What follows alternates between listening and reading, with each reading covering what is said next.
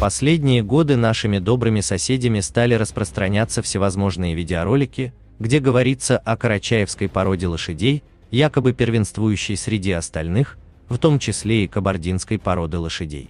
О статьях в российском сегменте интернета с аналогичными инсинуациями говорить не приходится. Ниже приводим извлечение из книги под редакцией Ковтуна и Мишина «Государственный племенной рассадник карачаевской лошади», цитаты из которой так любят воспроизводить всюду наши друзья по поводу ибис. А ссылки на саму книгу так горделиво размещаются на форуме Эльбрусоид и на сайте Российской ассоциации коннозаводчиков и любителей карачаевской породы лошадей, что хочется спросить. Читают ли текст данной книги устроители этих площадок в интернете? Ответ лежит на поверхности. Да. Читают, но в связи с отсутствием фактологии им не приходится пренебрегать упоминаниями в тексте книги об истории происхождения самой породы, от низкорослой монгольской породы лошадей, а также о переселении своего этноса из Крыма в 17 веке. Ковтун Мишин. Государственный племенной рассадник карачаевской лошади, областное национальное издательство Микоян-Шахар, 1940 год. Карачаевская автономная область занимает северные склоны главного Кавказского хребта протяжением около 100 километров от горы Псыш на запад до меридиана Эльбруса на восток. Она включает верхние течения реки Кубани и ее притоков – Гёберды, Аксаута, Маруха, Большого Зеленчука и Лабы. Все эти реки текут с юга на север, куда и направлен общий наклон местности. Северо-восточная часть области правобережья Кубани заполнена скалистым хребтом, с которого в пределах области берут начало река Кума и ее приток Подкумок. Их бассейн занимает крайний северо-восточный угол области.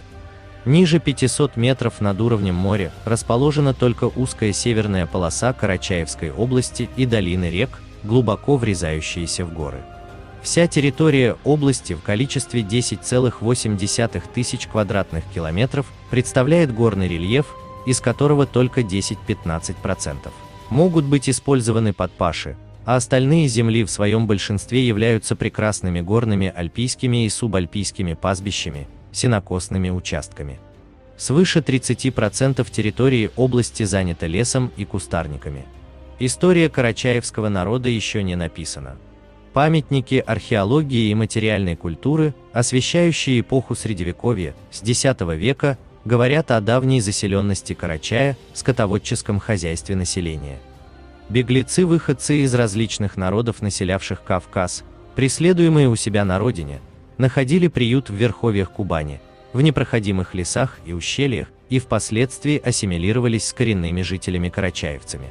В основном же население Карачая берет свою родословную от карачаевских переселенцев из Крыма в XIV веке и так называемых ефетических народов, кабардинцев, нагайцев, черкесов, абазинцев, кумыков, грузин, армян и другие. Яснее вырисовывается история Карачая с XVI века.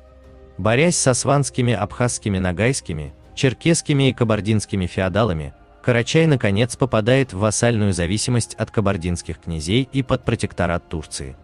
Социальный строй карачаевской эпохи, предшествующий завоеванию царизмом, представляет картину сложившихся феодальных отношений с наличием родовых пережитков. На верхней ступени социальной лестницы стояли местные князья-бии. Затем шла основная масса свободного крестьянства уздени.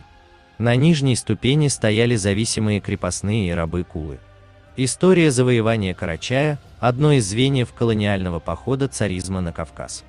Длившаяся около 100 лет война за покорение Кавказа закончилась в 1862 году.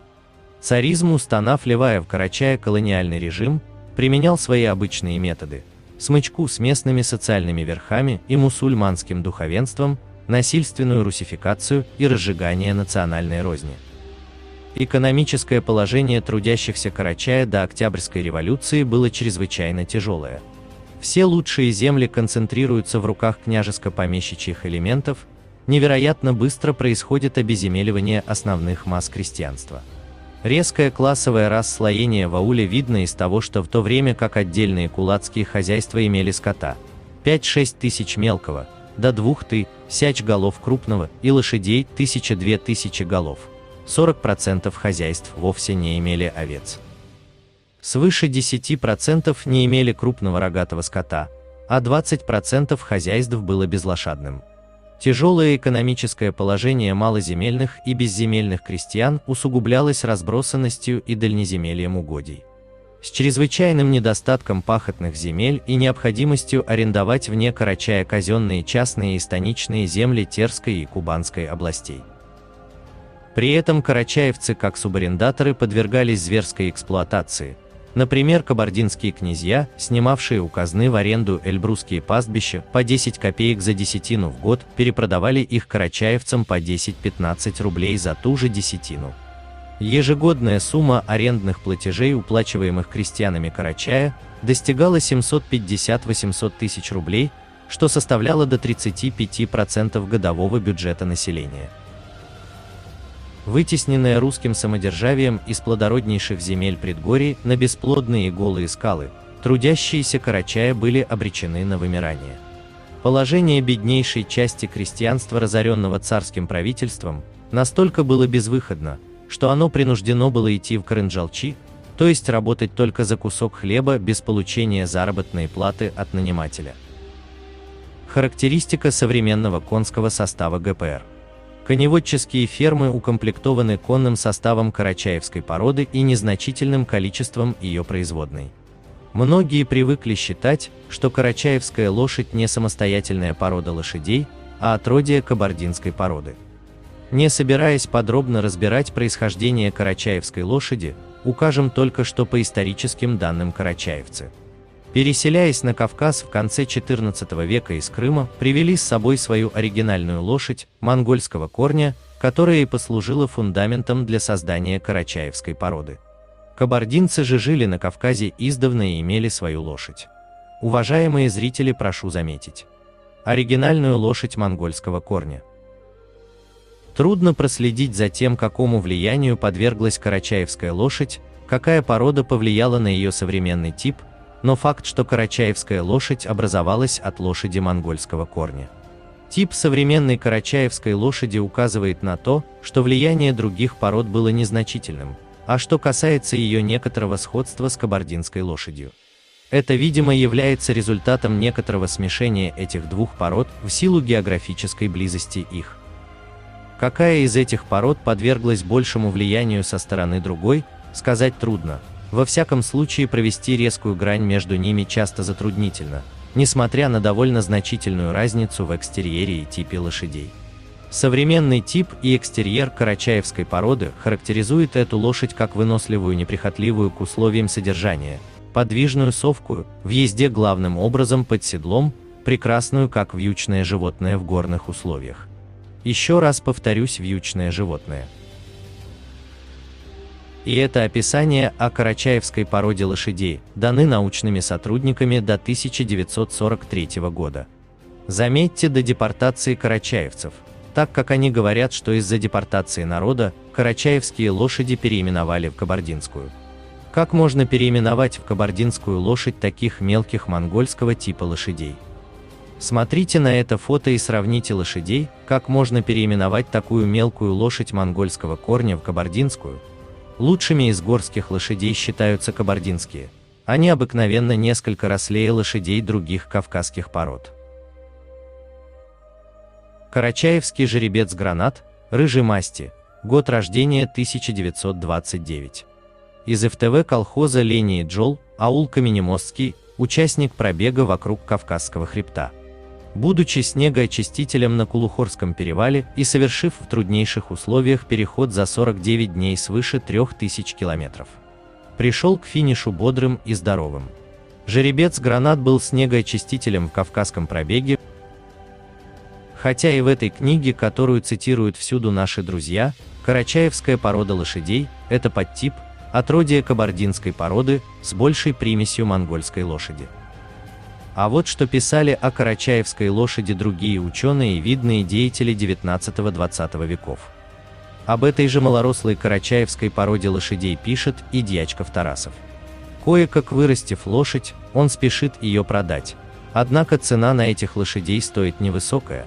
На конских ярмарках Кубанской и Терской области лучшая идет редко за 150 рублей. На мой вопрос, обращенный к десятку стариков, почему они не скрещивают свой скот с заводскими экземплярами, я получил следующий ответ. Пробовали заводить, не выживают.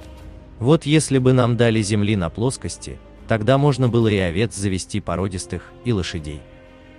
Дьячков Тарасов. Заметки о Карачае и карачаевцах. Сборник материалов для описания местности и племен Кавказа. Кабардинская лошадь является одной из наиболее древних аборигенных пород лошадей СССР.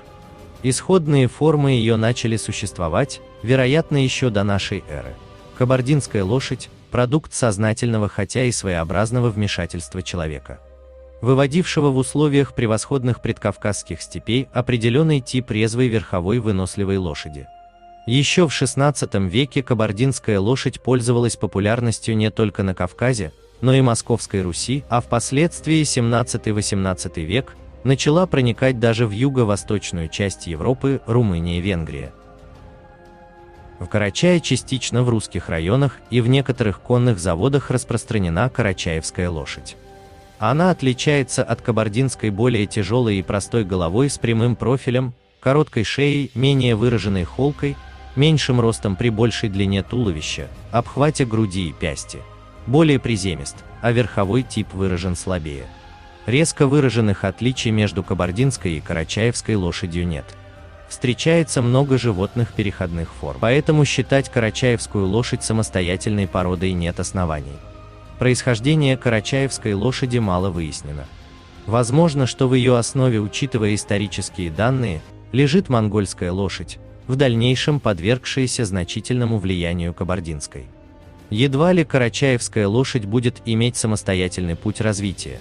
Более целесообразным следует считать изменение ее типа в направлении кабардинской лошади, тем более что хороших карачаевских жеребцов почти нет. Куда делась эта мелкая монголоидная лошадь? Ведь лошадь-то была, никто не спорит с этим фактом, непонятно просто одно, как карачаевская мелкая лошадь, которая была до войны, переродилась в современную лошадь.